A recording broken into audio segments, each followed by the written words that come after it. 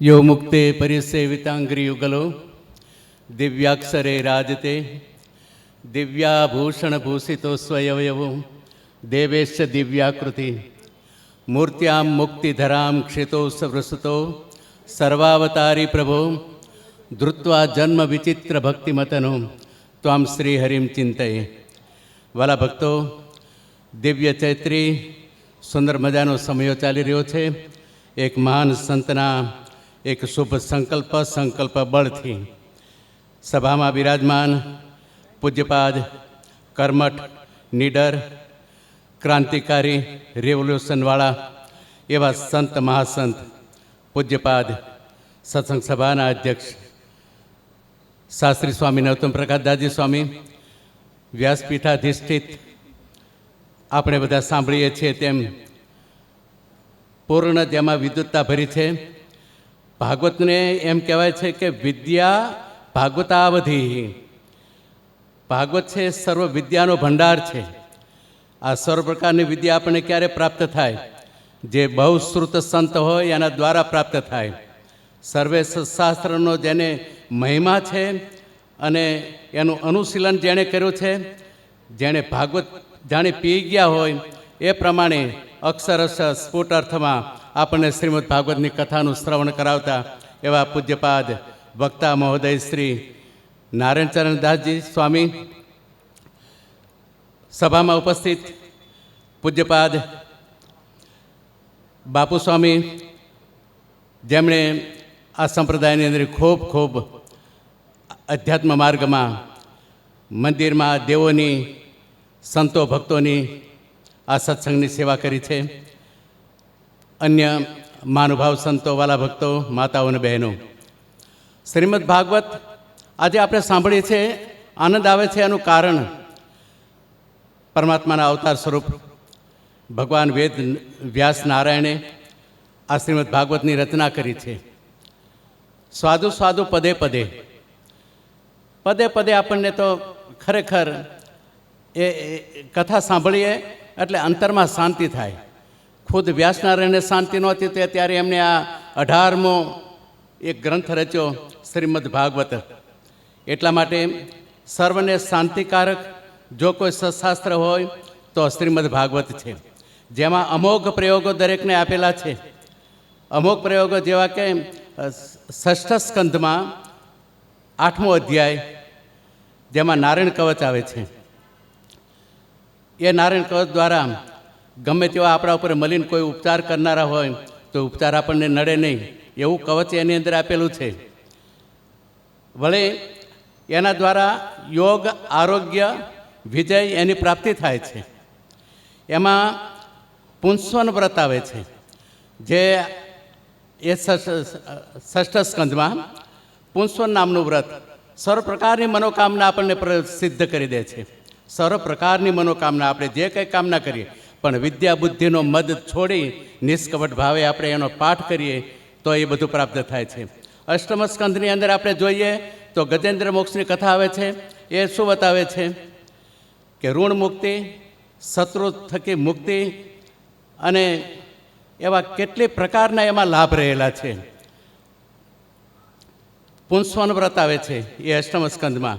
પયોવ્રત આવે છે, એ પયોવ્રત દ્વારા સંતાન પ્રાપ્તિ થાય છે। વાલા ભક્તો, ભૂત પ્રેત યોનિમાં 10,000 વર્ષની આયુષ્ય હોય છે।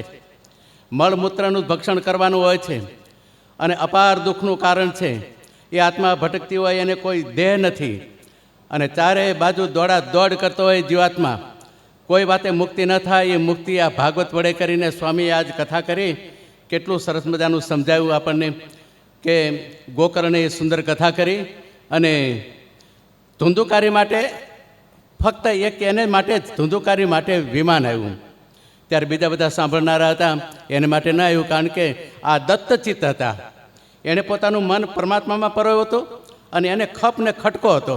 એમ આપણે પણ સત્સંગમાં ખપ ને ખટકો રાખીએ, સંતોમાં પ્રીતિ રાખીએ, ભગવાનના ભક્તોમાં પ્રીતિ રાખીએ। ભાગવત એ શીખવાડે છે, કોઈના પ્રત્યે રાગ દ્વેષ ન રાખીએ।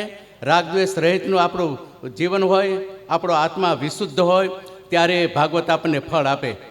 એકલી તાળીઓ પડાવી રાખીએ કે આના નામની તાળી પાડો, તાળી પાડે શું થાય? આપણને જે કાંઈ કહે છે ને એ થોડુંક જીવનમાં અવધારણ કરીએ તો આપણો ઉદ્ધાર થાય. એટલા માટે થઈને કથામાં આપણે જે કાંઈ સાંભળીએ ને વાલા ભક્તો એને થોડુંક જીવનમાં ઉતારતા શીખીએ. ડગલે ને પગલે ઘણા આપણને વિચારો આમાંથી પ્રાપ્ત થાય એ પ્રમાણે આપણું દિવ્ય જીવન બનતું જાય છે. તો એટલા માટે દિવ્ય જીવન બનાવવા માટે થઈને આપણે સત્શાસ્ત્રને સાંભળવા જ્યારે બેઠા છીએ તો અહીંયા નિયમ લેવો જોઈએ કે મારામાં આટલી ભૂલો છે, આટલી કસર છે, આટલા કામ, ક્રોધાદિક, લોભાદિક, મોહ, મદ, મચ્છર એ છે મારા ફળિયામાં, ઘરમાં, બીજે ત્રીજે જ્યાં હોય ત્યાં મારે બધી અથડામણો થાય છે. દરેકની સાથે મારો સ્વભાવ મેચ નથી થતો. તો એટલા માટે થઈને હું આમાંથી કંઈક સુધરું અને કંઈક મારું જીવન શાંત બને અને ભગવત પ્રેમને હું પામી શકું. કારણ કે ભાગવત શાસ્ત્ર છે ને એ પારમહંસ્યામ સંહિતા એમ લખે છે. એ પરમહંસની સંહિતા છે. પરમહંસ કોને કહેવાય? જે હંસ છે સાચા મોતીનો ચારો ચરે. એમ આપણે આમાંથી સાચા મોતી આપણે પ્રાપ્ત કરવા જોઈએ. પારમહંસ્યમ એકમ અમલમ પરમ જ્ઞાનમ ગીયતે એવું લખે છે મહાત્મામાં. પરમ જ્ઞાનનો અને ભક્તિનો એક છલકતો સમુદ્ર એટલે શ્રીમદ ભાગવત છે.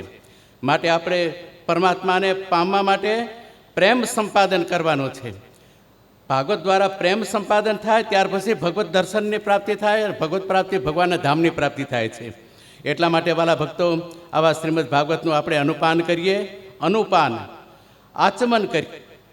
આપણે એક ટીપું લઈને જેમ આચમન કરીએ છીએ ને એટલું સહેજ આચમન કરો ને તોય કલ્યાણ થઈ જાય, દિવ્ય થઈ જાય. પણ કાંઈક એમાંથી પ્રાપ્ત કરીએ તો. માટે વાલા ભક્તો સુંદર મજાનો કથા પ્રવાહ સરિતા ગંગાના પ્રવાહની જેમ ચાલે છે. નિર્મળ મનથી આપણે બધા શ્રવણ કરીએ છીએ.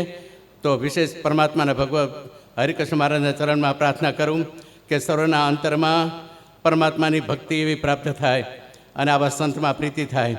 આ તમે અત્યારે જેમ સ્વામીએ હમણાં વાત કરીને મોબાઈલના જમાનામાં આપણું મન એમાં જ રહે છે. આપણે સત્શાસ્ત્ર વાંચી નથી શકતા. આજે સ્વામી શ્લોકે કેવું સરસ સમજાવતા હતા. અક્ષરશ એને તો 1 વર્ષથી થોડું પડે. હા, આ સત્શાસ્ત્રને સમજાવવા માટે એને 1 વર્ષ થોડું પડે. એટલા પ્રગાઢ પ્રકાંડ પોતે વિદ્વાન સંત છે. આપણા માટે ઘણું તૈયાર કરી રાખ્યું છે. જૂના સંતો કહેતા કે ગ્રસ્તના અન્નના કણિકાના ઋણમાંથી છૂટવા માટે આપણે સત્શાસ્ત્રમાંથી થોડું કાંઈક એવું ભેળું કરી અને આ ગ્રસ્તને અનુપાન કરાવીએ તો એ જીવનું કલ્યાણ થાય. આ સ્વામી બરોબર એનું જીવન એ માર્ગે પોતાનું જીવન વાપરી રહ્યા છે. એનું અવગાહન આપણે કરીએ છીએ. તો વાલા ભક્તો આવી સુંદર મજાની કથામાંથી આપણને દિવ્ય જીવનની પ્રાપ્તિ થાય એવી પરમાત્મા ચરણે પ્રાર્થના સહિત હું મારું વ્યક્તિત્વ પૂર્ણ કરું છું. બોલો સ્વામિનારાયણ ભગવાનની જય.